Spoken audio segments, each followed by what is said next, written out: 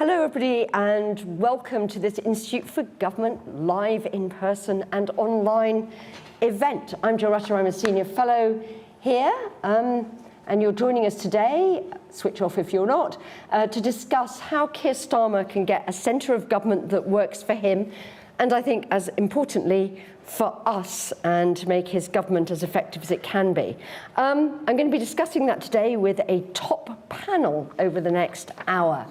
I am joined by, on my immediate right, Tom Baldwin, author of Keir Starmer, the biography, and Labour's Director of Communications between 2010 and 2015. Can I actually recommend Tom's book, which I really enjoyed? Still available, you can get it online now at discount. At a discount, okay. Anyway, then on my far left, Theo Bertram, Director of the Social Market Foundation, but in a former life, Special Advisor in Number 10 under Tony Blair and Gordon Brown. There are not many people that can say that. On my immediate left, Henry Newman, former Special Advisor at the Cabinet Office and in Number 10 under Boris Johnson. Probably quite a lot of people can say that. And on my far right, Dr. Hannah White, who, if you're coming to the Institute for Government, you really, really need to know because she is our director, therefore my boss. And most crucially for these purposes, last year, she chaired the Institute for Government's Commission on the Centre of Government, which was suggesting that not everything was well in the state of 10 Downing Street. If you're watching online, could you start posting your questions on Slido? Could I just say we have a huge number of questions being posted already, so get posting. And remember, if you're sitting there in Downing Street wanting advice from our panel on how on earth to make the current arrangements work, then you can always stay anonymous. So do that, and already some people are availing themselves of that facility. So let's get going. Hannah, I just wanted to set off, Number 10, it's a small building, we know the Prime Minister, but why is it important to Prime Ministers to get their Number 10 operation right? Well, that's a very good question, Jo. And that is the reason why we did our Centre Commission, which you mentioned last year, was that we think that it's obviously absolutely crucial to get your Number 10 operation right. But sometimes, particularly for an incoming government, it can feel like a sort of a side issue because you're so keen, you're coming in, you want to get things done, you've got your manifesto and you want to deliver. And reflecting on and potentially making changes to the way in which you organise your Number 10 doesn't necessarily seem like the highest priority. But what we sort of knew, but what really had reinforced to us when we went out and talked to lots of people about how the centre of government worked, and we looked at Number 10, the Cabinet Office and the Treasury and how they work together, but obviously Number 10 is in the core there, is that every Prime Minister essentially leaves office bemoaning the fact that they feel that their Number 10 just didn't have the levers, didn't have the sort of power to affect change across government that they would have liked. And that can be for different reasons, and as I'm sure we'll come on to discuss, some of it may be to do with people, but it's also very much structural, is our conclusion. Okay, I'm going to get stuck into people, I'm afraid, a bit, because I'm trivial and like that, and I think that we want to get the people elephants out of the room. Could I just remind you to upvote questions you like, because so many are coming in, I won't be able to get all of them, so it's really important to know which ones you really, really, really want me to put to the panel, because I'm also going to take questions from people in the audience. So let's just come to the personalities which have really dominated the press very much in recent weeks. Tom, you know Keir Starmer well. I think he was saying on newscasts, he's one of the sort of three people who've come into government from leader of the opposition. Hasn't had ministerial experience, but he had civil service experience. We thought that sort of marked him out a bit.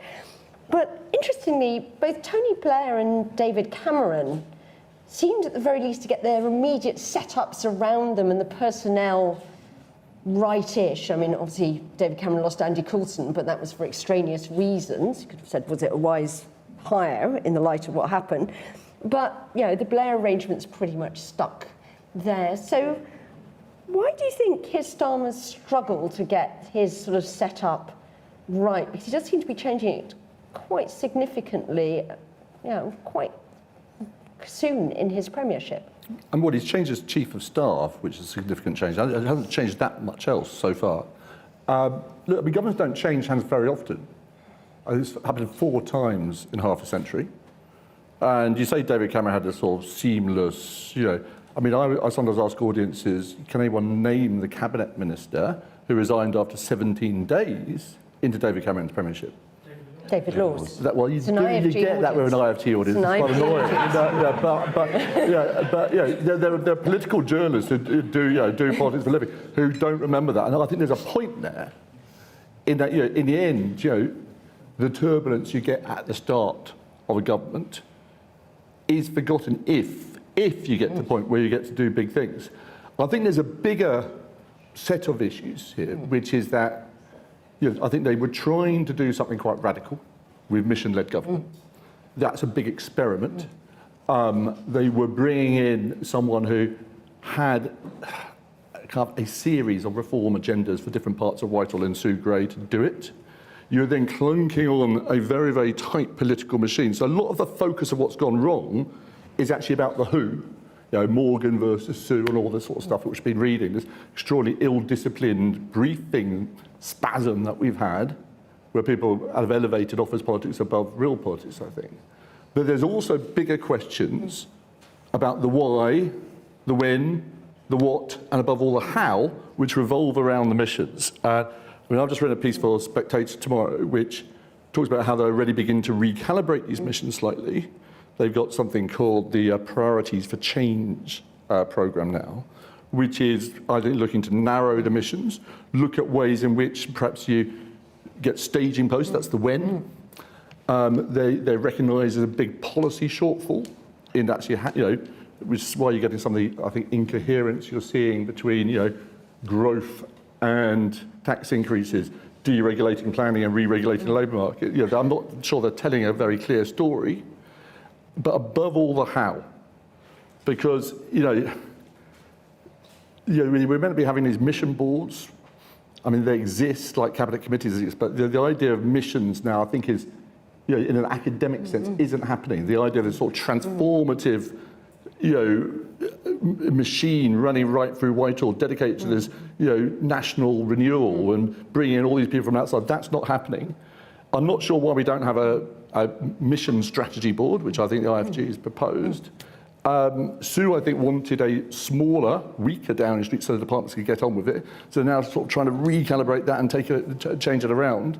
But, as people who've been in government, and I haven't, can attest, actually getting anything done, to be remembered for something in 5 or 10 years' time, is actually really grinding work. It's not just about messaging, it's not just about comms, it's not about having some big new shiny idea, it's actually grinding work. And I'm not sure that they've got all the people they need at the moment and all the machinery they need to get that done. So what's Sue, you've talked a bit about that, but you would have thought that the reason for hiring on someone like Sue Gray would be that she could help a government, basically very few people who've been in government before, work out how to structure, number 10 and the relationship with the Cabinet Office and wider departments to deliver. So was that what Keir Starmer thought he was getting in Sue Gray? And, in retrospect, was she the right hire for that role? Because a lot of people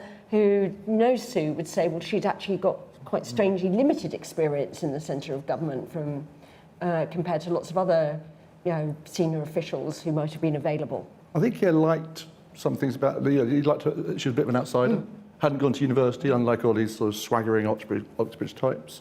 I think he, there's a sort of outsideriness about her, which I think, actually matches some of his own psyche. I think he thought that she was going to be able to navigate the Whitehall machine, but of course Sue had made quite a lot of enemies in Whitehall as well as the, political team around the Labour Party. That was, and I think that became, the enemies she'd made became rather sort of the dominant theme of it. But there's a sort of pile-on thing with Sue Gray now, where everything from the sort of the weather to the winter fuel allowance is being blamed on, and the latter certainly wasn't her fault. And the danger of that is, you say everything was a disaster and after she's gone, everything's going to be fine. It clearly isn't, and there need to be further changes. So if what her departure was necessary, I would argue it wasn't sufficient. Okay, well, hold that thought because we will explore what might be sufficient. I'm going to ask all of you. I just wanted to review sort of previous Prime Ministers who've also slightly struggled to get number 10 right. I mean, Boris Johnson seemed to have quite a purposeful number 10 under Dominic Cummings. That obviously blew up in various ways. And then we had various different attempts, including having a former Secretary of State as Chief of Staff with Steve Barclay and things like that. So Henry, as a sort of observer of these configurations, what problems were you trying to solve in number 10 with all those multiple resets that we got? So as you said at the beginning, I was one of a number of special advisors working for Boris Johnson in number 10, but I think I'm quite rare in having worked for both Boris Johnson and Michael Gove and having stayed friends with both of them.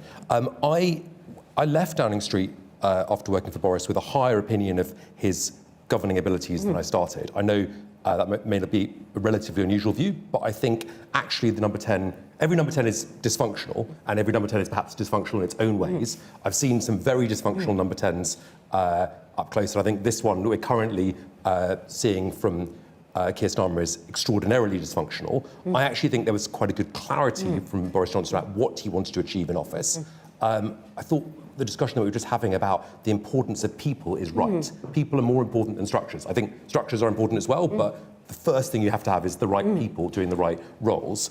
I think number 10 can't do everything.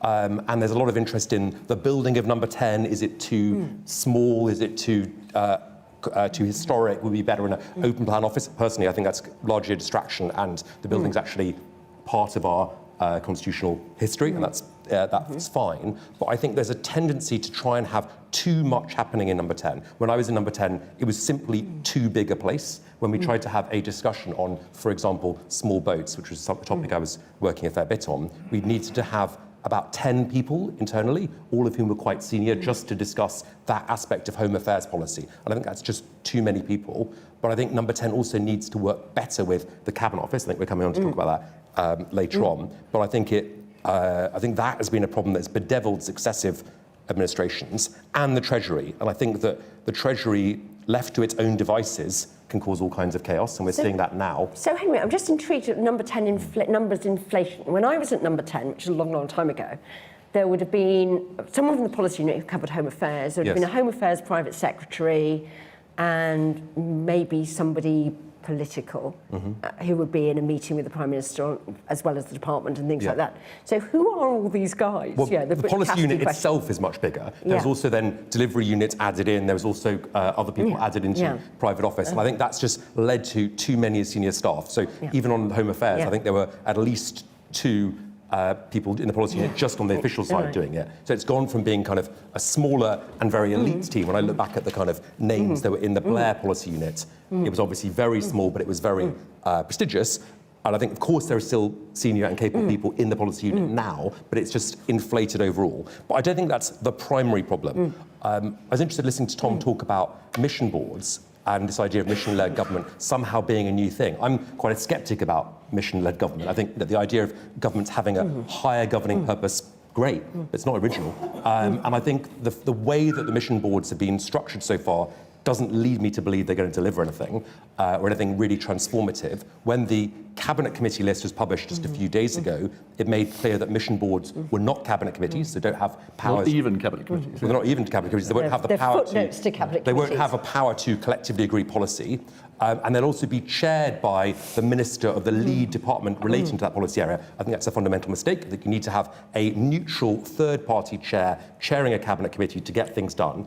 And when Boris was actually Prime Minister, for example, on the key governing purpose of the first part of his administration, Brexit, and getting Brexit done, there was a double cabinet committee structure, famously XS and XO, the Exit Strategy Committee and the Exit Operations Committee. And despite his well-publicised tensions with my former boss, Michael Gove, he entrusted Gove to chair the Operational Committee, and that was allowed to get on with a lot of the basic business of sorting out the process of leaving, which had so bedeviled Theresa May's government. We had more than 100 meetings of that committee.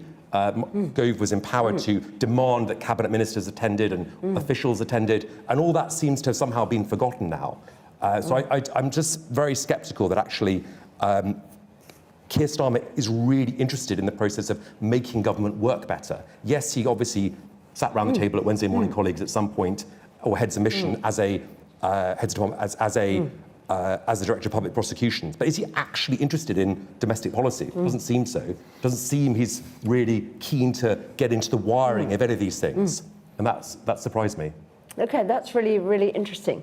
Gordon Brown did do something about the structure of Number 10, didn't he? Because he sort of decamped into open plan in 9 Downing Street. I mean, Theo, you were there. I mean, watching that, I mean, Tony Blair seemed to have a relatively functioning Number 10 when he left, and Gordon Brown then really, really struggled to make it work. I mean, what's your analysis of why Brown struggled so much? And did that, changing the geography and working in open plan, did that do anything? No. The quality of decision making? No, Okay. There's always a point where Number 10 officials start talking about moving the furniture, and I don't think it makes any difference. The people do matter, the people that you've got around you, and clarity of mission matters.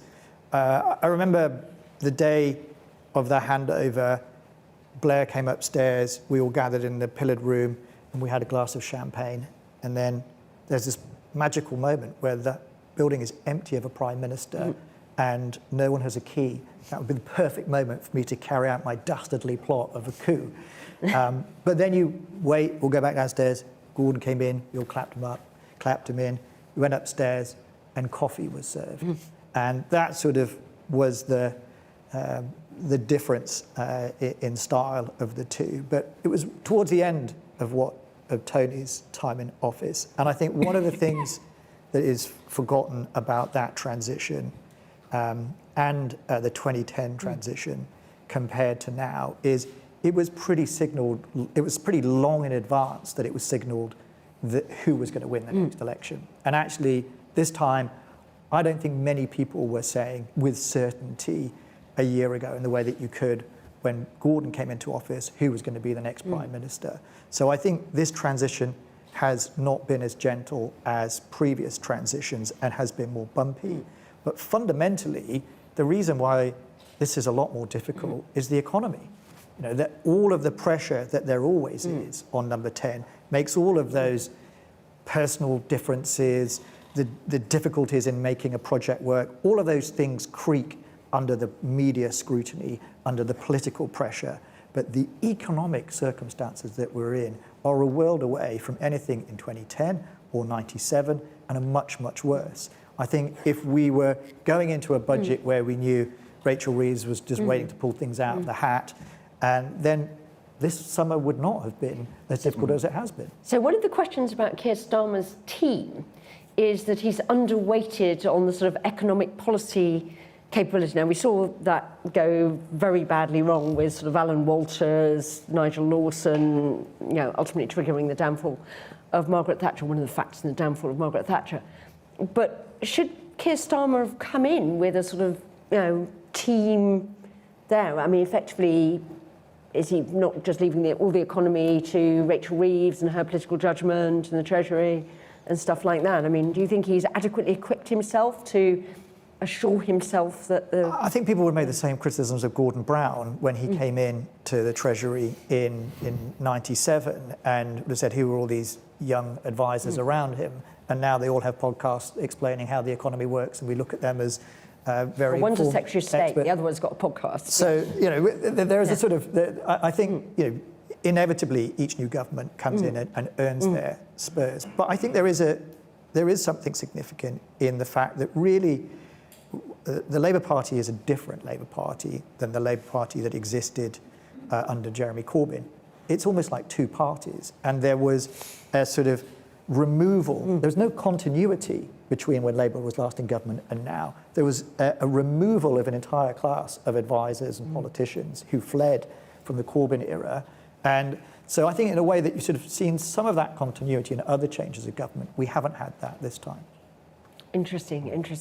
Lack of sort of whatever. Tom, a question from Anonymous. Morgan McSweeney had a previous outing as Keir Starmer's Chief of Staff and was replaced in that. So is it a good move to go back, and were there good reasons for his replacement? And you suggested that it was just really sort of personalities rather than structures. But one of the things that is different is that rather than have a political team and a sort of more civil service-y facing team with Sue, those are brought together in one sort of more powerful sort of political unit. People are interpreting as a more political number 10. Is that a wrong interpretation? It certainly looks like a very political number 10 now. And I mean, I think there's risks with that in that, governing is not campaigning in opposition. To actually get things done, to overcome opposition within Whitehall, to get sort of cooperation between departments isn't the same as reading lots of polling data and coming with some good messaging. I mean, the post of Chief of Staff is, I think you read this the other day, relatively new. I mean, Jonathan Powell, I think, was the first one. And lots of people who worked in that Blair Downing Street say he wasn't really Chief of Staff. I mean, Jeremy Hayward did the Chief of Staff stuff. And Jonathan Powell, sort of not that senior a civil servant, had his special projects like Northern Ireland and things like that. And I think that absence of that PPS at the moment has been a significant problem for Keir. I mean, one of the many puzzlements I've got over the last 3 months is there seemed to be something they were trying to do about shrinking the size of politics, having fewer advisors, having fewer SPADs, not paying them very much, allegedly. Where was the story? I mean, if they were going to do that and take all the pain of that, why was that never announced? It's just one of the sort of great mysteries that you sort of you crucify yourself but don't tell anyone about it. So I mean, I think there was a sort of slight disablement of the political team without it ever becoming a virtue that we actually trust in the civil service. And I don't think the relationship with the civil service is particularly good. I mean, there are a lot of people, I'm told, were very optimistic, and there's been obviously issues with Simon Case, but I think also, it's taken a bit of time for Keir to get round departments. He went into the Energy Department for a mission board stock take, and apparently did dive deep into the detail. I don't think it's right to say Keir isn't interested in mechanics of this. I think he just hasn't quite worked out how to operate the levers. He only recently took a proper policy submission in his box, which is extraordinary. Yeah, but I think this is taken time to get to a place where he understands where the levers are, and I think that's part of the. Has he never read a Prem file or seen a kind of? I mean, I find it interesting. I just don't understand how you can go into that job. And your book is fascinating. I loved reading it. I thought it was. Thank you, Henry. It was well written and it was interesting on him. But I thought it did reveal that he just didn't seem particularly interested in actual politics. I think he's interested in policy. I think there is this very weirdly unpolitical side of him, which has actually enabled him to operate in politics rather more effectively than other politicians. I mean, I would say, Brexit, that was a theatre that was on fire. And there are lots of more charismatic politicians, most of whom ended up in ash on stage. 2 people walked out of the theatre intact, Keir Starmer and Boris Johnson, one of whom self-immolated a couple of years later. So Keir's clearly got some political skill, actually by not being part of this sort of factional, politically obsessed kind of Westminster. The question now is whether he's sort of subcontracted that all off to a political team, or whether I think he can impose his personality and his values, which I think are significantly different from what we've seen before in many ways, on a hyper-political team. And that's the danger, that he'll become a sort of rather bad version of a standard political prime minister, rather than the very interesting prime minister I think he could yet be. OK, Hannah, how does he need to structure his centre to be the interesting prime minister that Tom thinks he could be? We've had necessary changes, but not yet sufficient. So what's your pitch for what would be the sufficient changes? Yeah, so I mean, just to finish off the sort of people point, I think that there have been sort of some unfortunate things for this incoming government situation with the cabinet secretary. Even, he's signalled quickly he was going, but he's also... But not officially enough. But not officially quickly enough in order for them to actually launch a process until very recently. But before that, he's been, ill and absent, and that's not a great sort of inheritance to come in with. Absence of a PPS, as you were saying. There's also been the questions around, why appointments were made to NSA and the US ambassador by the previous administration, right at the end, when actually clearly those were going to need to be politically informed choices by an incoming government and could have waited. And all that has been a bit messy and unfortunate, but there's also very obvious questions about why some of the questions about the sort of the team and how that was going to work weren't better thought through, including the things that Henry's talked a lot about in terms of specialists, advisors, and who was going into other departments and how that would be done. So there's some sort of unfortunate circumstances plus some unforced problems, I think.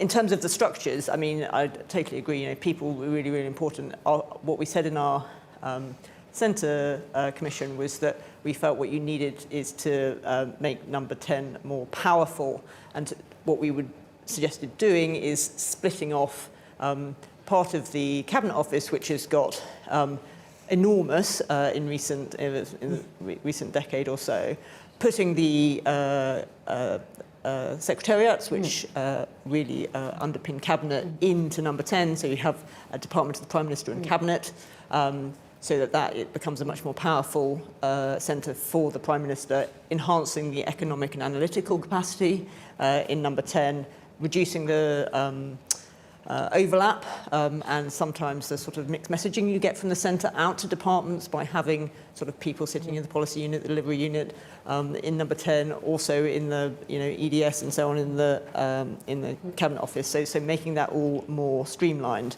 But I think that the key thing is having not made that change straight away. You shouldn't do it right now. So you've got to get through, I think, probably the proper spending review, and then actually there could be an opportunity once you've done that to reinvent some of this stuff at the centre. And I think it would be too disruptive now because the next period up to the spending review is really crucial, and that would just be too distracting. But I think sort of come. That help Prime Ministers? Would that make the Cabinet Office more functional? I think to make a functional government reform of the centre is necessary but not sufficient.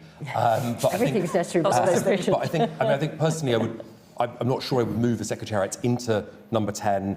But I think you need to use the secretariats. I think one of the things I was saying before about number 10 growing is that the EDS or the secretariats are sort of not necessarily in the driving seat for lots of bits of policy, and number 10 sort of does it by itself when they could perfectly easily use the secretariats. But I think there are debates to be had about where exactly you draw the division line between number 10 and the Cabinet Office. And if you come in as Prime Minister and wanted to use the Cabinet Office essentially as your department, you could absolutely do that.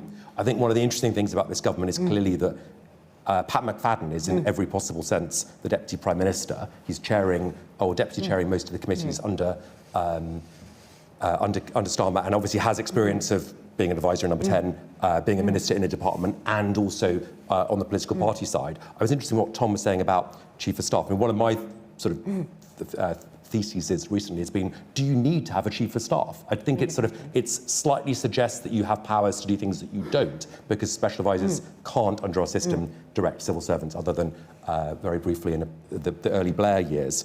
I do think it was a completely extraordinary situation that you had no principal private secretary in Downing Street for a number of weeks. That was a situation that was allowed to happen, though, by the combination of higher officials in the centre of government plus the Prime Minister. I think now he's appointed a third BPS and accepted them, supposedly, but it's somebody who I'm not sure is either a civil servant permanently or even as existing Director General. It's quite a mess. And equally, if the new administration had come in and had decided to replace the Cabinet Secretary, they could have chosen to have done that very quickly. They didn't do. So I think these things do ultimately come back slightly on more than slightly, on the Prime Minister. I don't really accept Theo's argument that the economic inheritance was so particularly terrible, but I accept that we have a political difference. We're not here to discuss the but I think even if it was incumbent on the Labour Party to make arguments in opposition that they didn't make. In fact, they chose to say completely antithetic things, and independent bodies like the IFS and indeed the IFG and others were trying to point out some of the flaws in what different parties were saying in the run-up to the election, including the Labour Party. And I think speaking to civil servants, I think they are completely blown away by how credulous Rachel Reeves has been at taking Treasury officialdom's view and sort of swallowing it whole. Is that sort of you're shaking your head, or you? What better way is there to govern, Henry? Well, I think clearly the mess she's got into on winter fuel allowance shows that there is a better way to govern, and the Treasury will probably end up having to spend more money now correcting that mistake, which is going to put them in a worse fiscal position and has burned a lot of political capital. Presumably these are different officials to the ones that actually had their view taken seriously. Ones that I wasn't talking to Treasury officials. I was talking in different departments, but I think I think reform to the centre, going back to your opening premise, is really important. And I'm sort of a devotee of splitting the Treasury. I know that's, again, something that's very difficult to do mid-government, but I think, to Hannah's point, it's the sort of thing that a party that had spent many years in opposition thinking about government should have come in and thought, and I think done from the very beginning. And now the Conservatives obviously have a chance to think about some of these structural changes that are necessary out of government. And just to return to the point made at the very beginning, it is extraordinary that a Prime Minister who's come in from opposition has had such a tumultuous first 100 days. And I started a blog writing about events within the civil service, and I ended up writing more and more about cronyism problems and questionable appointments to the civil service. That wasn't my intention starting out. But I do think most Prime Ministers who've come in after a period in opposition had a team that was quite cohesive. Tony Blair clearly had Jonathan Powell, who lasted his entire decade in office. David Cameron had Ed Llewellyn and Kate Fall, who lasted his full 6 years. So it's quite something to end up turning over your Chief of Staff and then, I think, trashing her publicly in less than 100 days. Theo, just interested in your reflections on how you would reset things. Yeah, I think first of all I would say, calm down. I don't think this has been the most tumultuous period in recent political history. I mean, we've had a pretty bad time of it in the last 10 years, and we have very volatile polls. We've had very volatile polls since Brexit. I think that's going to continue. My advice to all political parties would be, do not obsess about the day-to-day polls. We've probably got the most stable government in the sense that it's a massive majority and there's 5 years to go. So calm down. And when you say this is tumultuous, I mean, I sort of say, call that a crisis. I mean, I worked for Gordon Brown for 4 years. This is not a crisis. Do you think it's fundamentally a failure of... I'm going to come to audience for questions, so be alert. Do you think it's a failure of communication? I have to say, I keep on thinking, Alistair Campbell would have dealt with that. Alistair Campbell would have knocked that off. I don't think it's fair to put it all on the comms team. I think they have got some of the comms bad, but my rather simplistic theory of what good government works, and I think if you take Margaret Thatcher and Tony Blair as the two most effective prime ministers politically and in terms of effecting change, I think with both of them, the civil servants had a very clear idea of what it was that was expected. With Margaret Thatcher, you could sort of broadly summarise it as she's going to want choice, she's going to want privatisation. And with Blair, it was third way, however you interpreted that, but it probably meant some degree of public-private partnership, but it's going to be investment in public services. I think when people look at Starmer, I don't think they fully yet know, but actually, he has put that in the manifesto, and it is the decade of renewal, and it's working back. So, okay, he says we've got a country that actually has fundamental problems that we've successively failed since Brexit because everyone's been focused on the near-term survival of a government to deal with. Look at the problems that we've got that are fundamentally what matters to people in their homes. It's they can barely pay their bills, and that's fuel, that's housing, that's food costs. What can you do to change those as a government? Nothing in this budget, nothing in the next few years. That is a decade of renewal project. What do you need to do for that? We need our own energy plants, much more than we currently have. We need to sort out housing, that's planning reform. None of those things are going to be quick. They're all going to be decade of renewal type work. So he should double down on that, but that is quite a challenge. So I agree with that, but I think it's, in lots of those areas, clean energy by 2030 probably means no space for nuclear. On housing targets, they've lowered housing targets in London and rolled back devolution. And then Rachel Reeves's first acts in government was cancelling a load of infrastructure projects. So I think, let's see where we are in 5 years' time, or 28, 29, at some point then, the public have to ask, do you feel better off now than you did 4 years ago? I just want to ask Tom, as a journalist, and I'm going to come here. I mean, number 10 comms. I mean, we're about to get this James Lyons character. We were just debating whether he was actually here yet or not, as Taylor Swift stories run for another week or whatever. I mean, if you'd got the call, Tom, what would you be doing to sort out number 10 comms? I mean, there is a particular problem that Labour governments face, which is this wall of right-wing newspapers, which the Tory party doesn't face, and that is a fact. And I think it's underestimated what that does to the Labour Party, both in government and opposition. On top of that, you have a media which are addicted to drama and hysterics and calling everything a crisis when it's not, and making everything very, very personal. On top of that, you've got a social media, which Sam Freeman points out recently, we actually haven't had a stable government since social media became a big thing.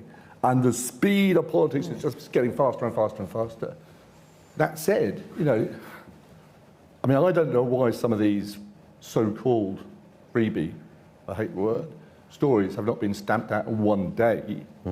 And you have a choice. You either say, look, unlike what we saw in the last government, where hundreds of millions of pounds were handed out in COVID contracts to their mates, or Downing Street became the most prosecuted workplace in the country of law breaking, or unlike other scandals of Labour, where Bernie Ecclestone changed policy with a secret £1 million donation. No policy's been changed, no public money's involved, no corruption, no law breaking, no rules broken, and yet people are drawing moral equivalence. I think that's really dangerous. And so I think, right, let's calm down.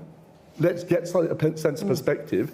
And one thing I do know about Keir Starmer is the first iteration is never the last. Everyone else comes in with these big radical plans on their new vision, and he will do what appears to be the sort of conventional thing first. If that doesn't work, he'll try something else, and he'll keep going until something works. And so I think that's the way he operates. And it's slightly different to how we're sort of used to seeing politicians with their big radical proposal, which crashes, and then you have more disillusionment. He will build and build and build, finding things that work until I think he will see, particularly with that stable majority, some real change coming down track. Hannah, what's coming back? I've just got a question that I would just want to ask you on that, which is, Keir Starmer's been pretty ruthless in dispatching Sue Gray. Should everybody else in number 10 be on tenterhooks that Keir Starmer doesn't have that much personal loyalty to them, and if they aren't going, they're out? Tom? I'm sorry, Sorry, she doesn't know Keir Starmer. Look, Keir is ruthless when he has to be. I mean, sometimes he can't, it takes the stage for the sort of the pressure to build up before the lid blows off. Yeah. But, he, again, because he's not very political, he doesn't have that deep sense of loyalty or pretend friendship or factional, he'll just do what he thinks he has to do. So, I think he's a decent man, he's a decent boss, but he doesn't have that kind of thing that lots of people who've grown up in politics have, which is all these kind of links. He'll go from A to B in the most logical way, without much regret or looking over his shoulder. Can I just push back on one thing? I mean, first of all, in COVID contracts, obviously those decisions are made by officials, but I think it's not necessarily the case that no rules have been broken. It may well be the case of some of the appointments, for example, which are linked to donations, rules could have been broken. We don't know that. But we know rules were broken last government. Well, it's interesting that when Rachel Reeves was challenged about Ian Caulfield's appointment, that appointment was suddenly changed. But just be really clear, I'm sorry. You're saying some people are asking whether the rules have been broken. It may be the case. Well, they haven't been transparent. That is qualitatively different to knowing the law was broken time and time again in the last government. That's a different thing. Tom, that's slightly off the subject. Henry, still on the case on that. Interesting things coming out on his blog, which is recommended. Thank you.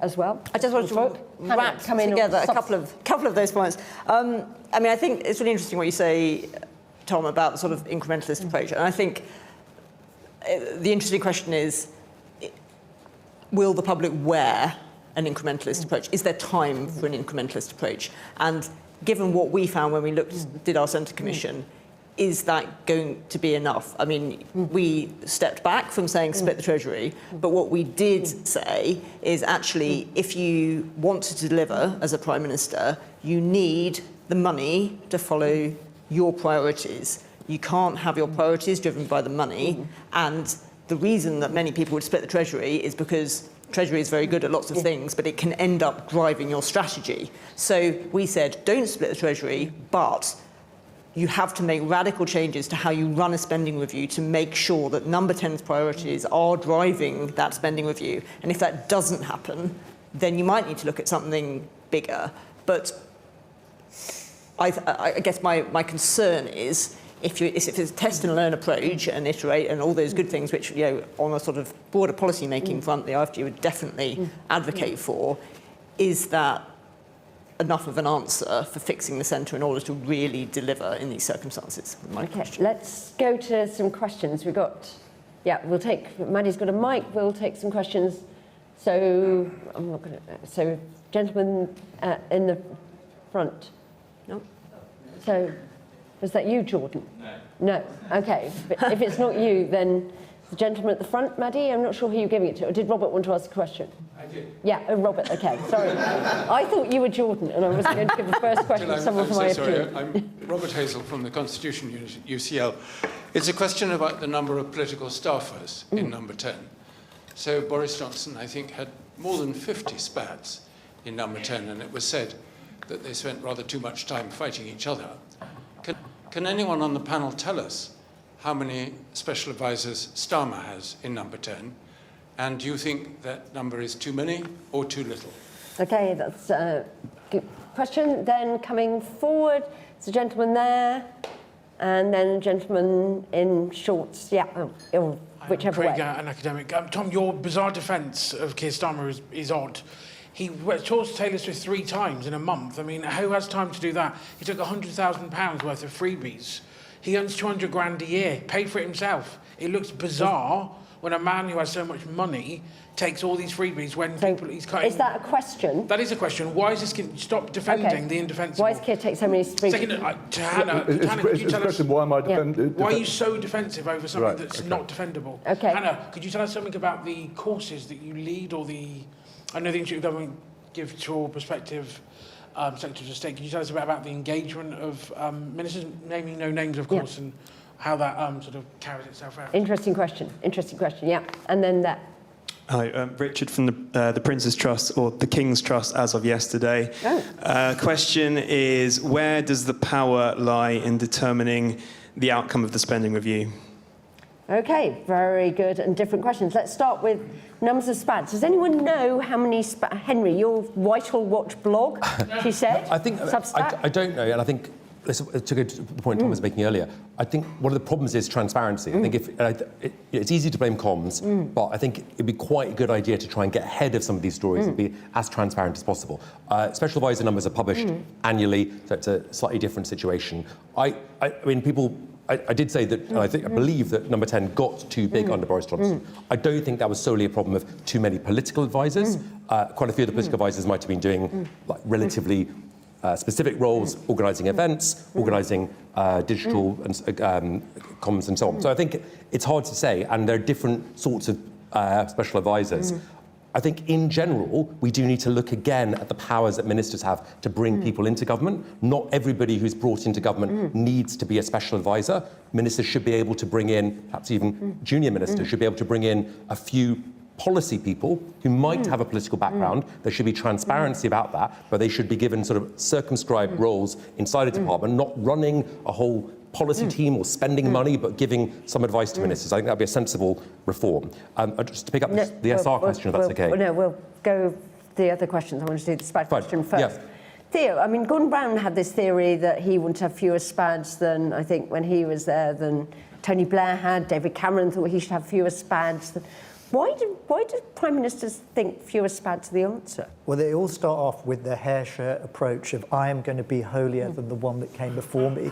And then they quickly discover that you need political advisors, partly because if you don't have political advisors, you can't take politics out of policy. So you end up with the civil servants trying to fill that gap, which shouldn't happen. And so you need political advisors.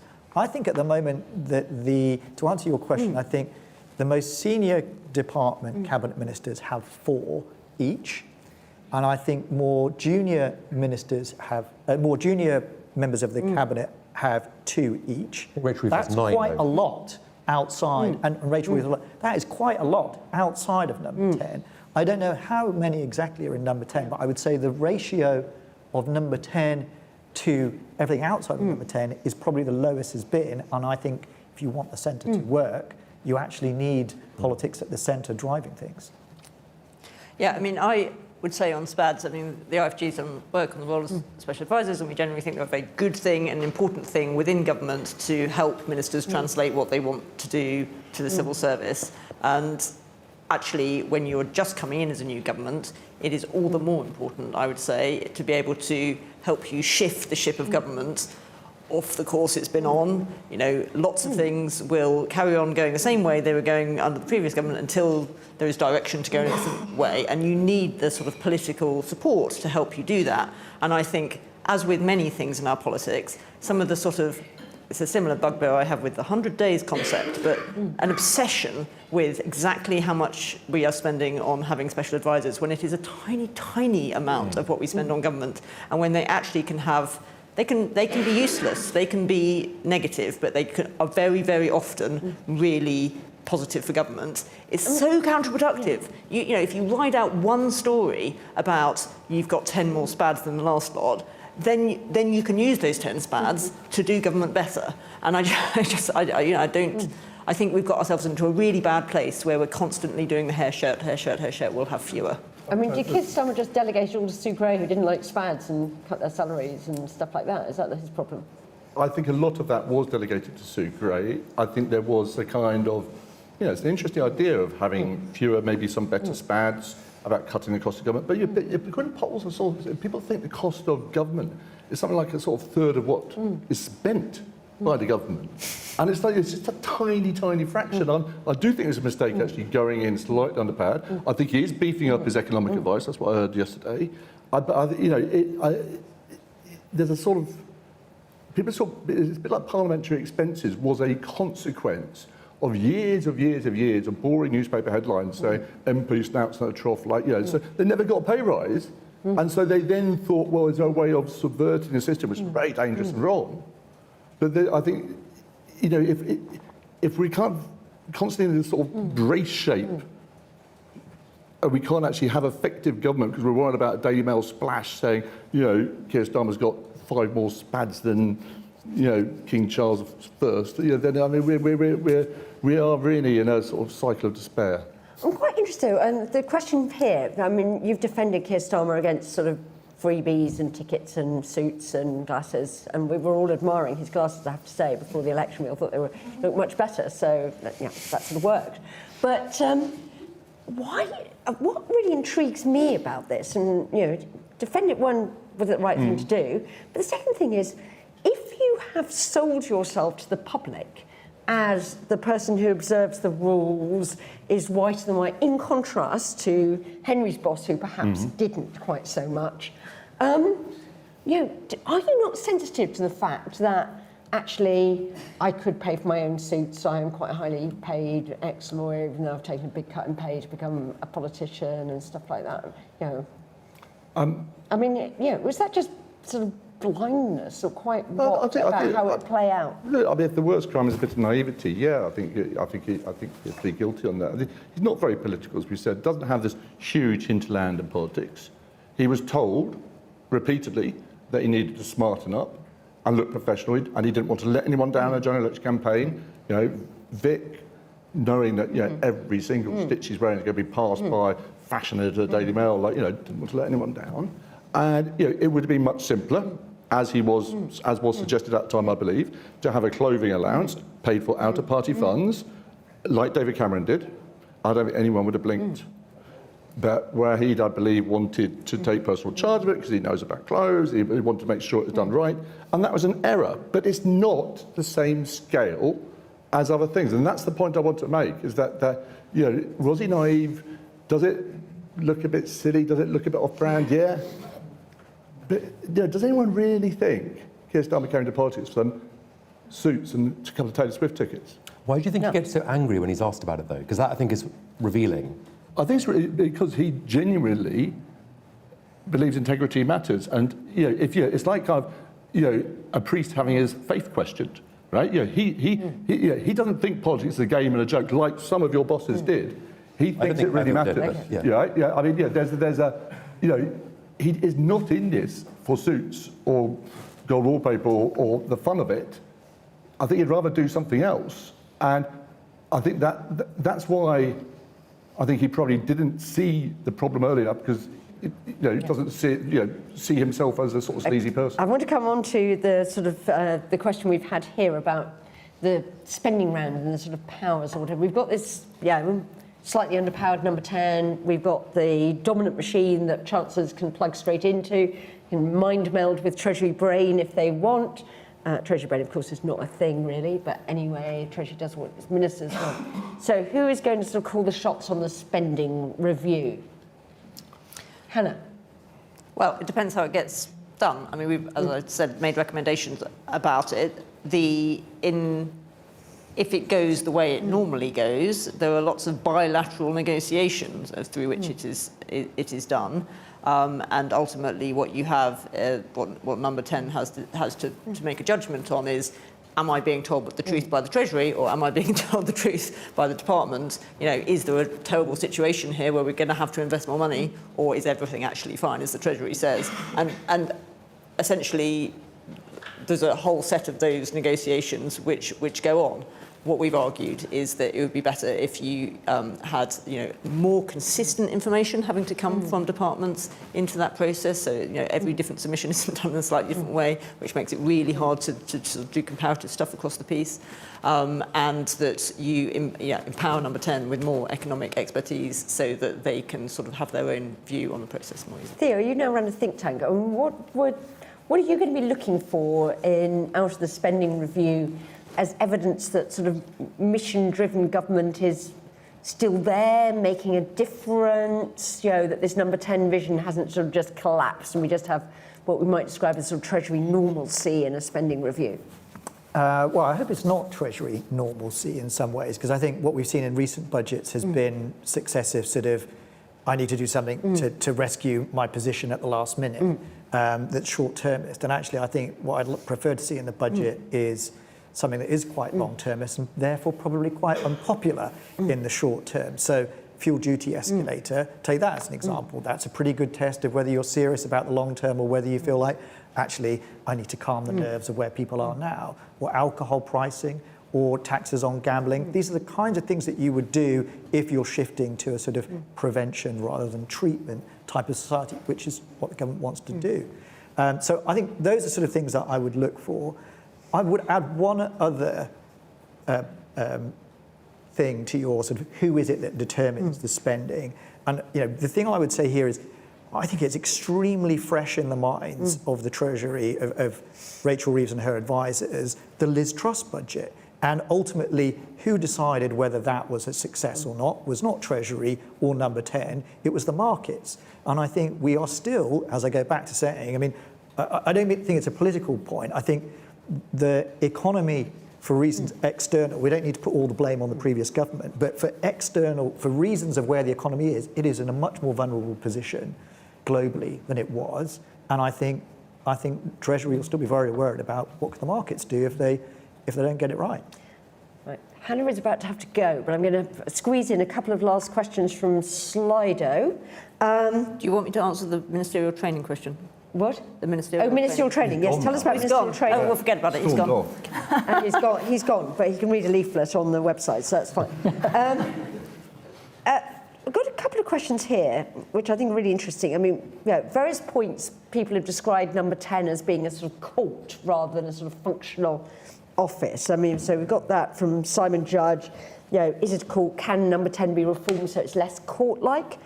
And another question from Anonymous, going to make this the last one, so final comments. So Hannah, then Theo, then you can go, and then Tom and Henry can go on forever, but then they're just keeping you from drinks. So to what extent do or can individuals at the centre of government drive behaviour and the culture of the administration or government, or is it ultimately about structures? So, will changing the people change anything very much, or ultimately are they all prisoners of structures? So, Hannah, thoughts? People versus structures.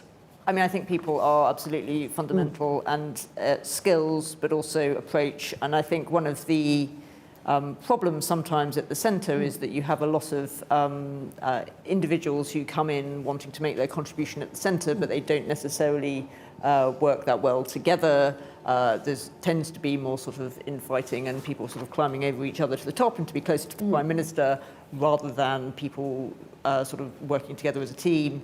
Sometimes people attribute that to the way the building is. Sometimes people attribute it to the style of the Prime Minister. And, are they trying to divide and rule? Or are they trying to get sort of genuine sort of, they like to hear lots of different views and then come to their own view? Or is it that they want to bring people together to sort of give them sort of more final advice?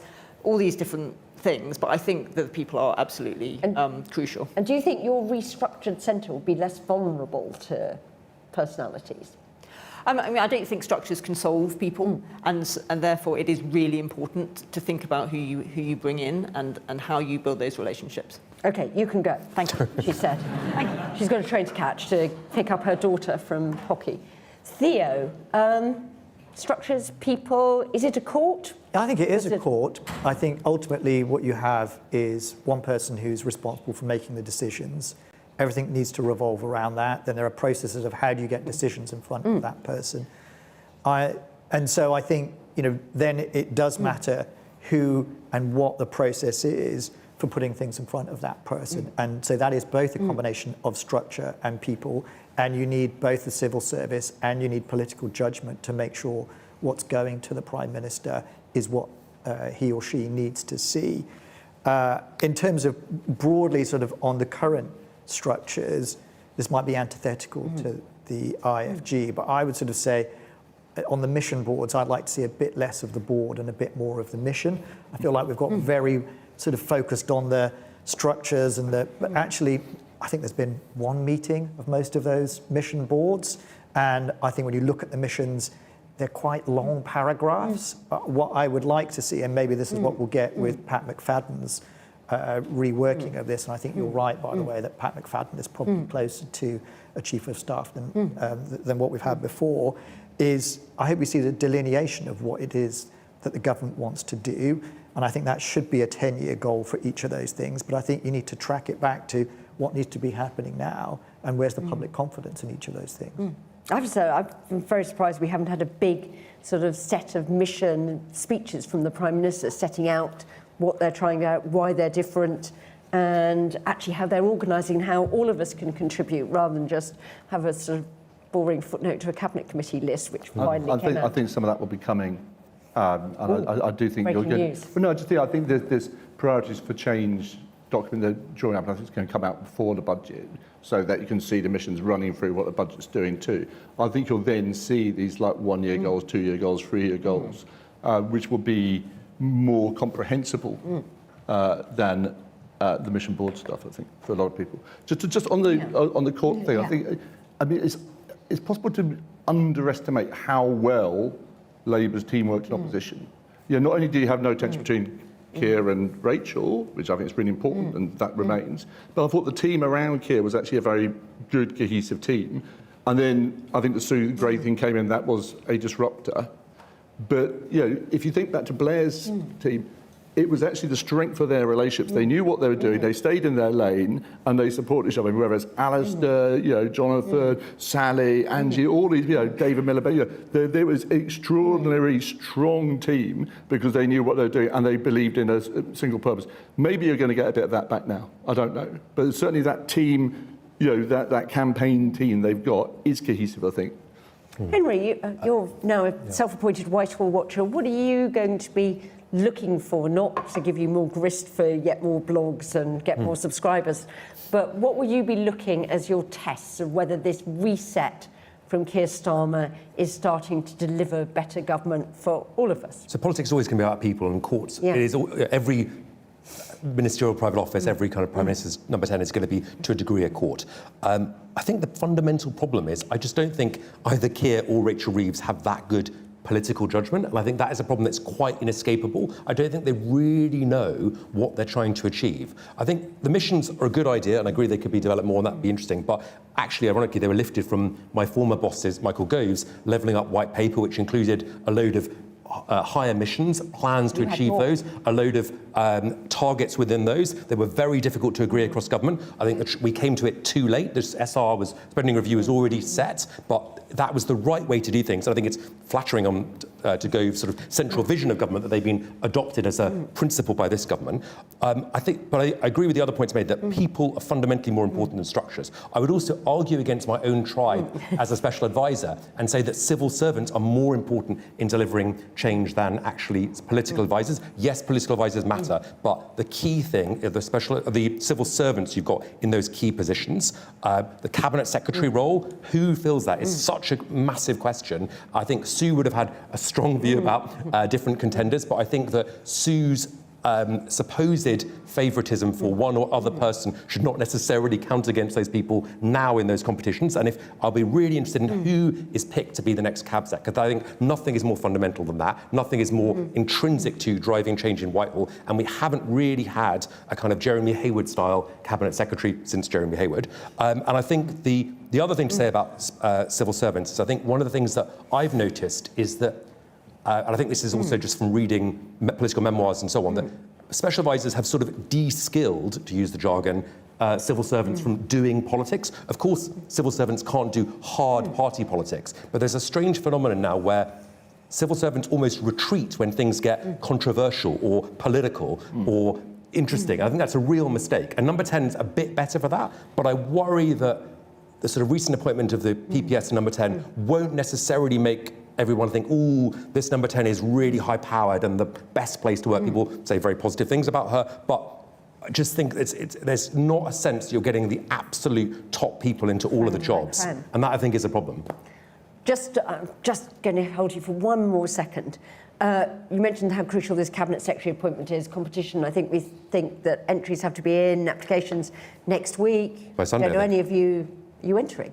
By Sunday they have to be in, I think. Oh, yeah. I'm not entering. You know that no. because you're entering. No. I know all the application details. That would be breaking I think news it'd as be well. unlikely that I could even interview. But anyway, what would you be looking for in a new cabinet secretary? What's the prime thing that what does Keir Starmer need to make sure his new cabinet secretary has? One word answers, one attribute answers from each of you. Theo. Empowering the people that know the answers, empowering them to be able to say no to the Prime Minister. Okay. Henry, what would you be looking for? The single most important thing is always judgment. And I think that's a very difficult thing to teach. But I think who he picks will be really crucial. I think Ollie Robbins has a lot of experience. He's outside government now. Some Brexiteers didn't like him. I think others, my former boss, Michael Gove, took a more positive view of him. I think Ollie would be outstanding at it. I also think that of the current crop of permanent secretaries, I worked recently with Sarah Healey. She's extremely talented and would do the job very well. There are other possibilities, but I think that job, it's so much about judgment. It's so much about, because the judgment is who you appoint into what roles.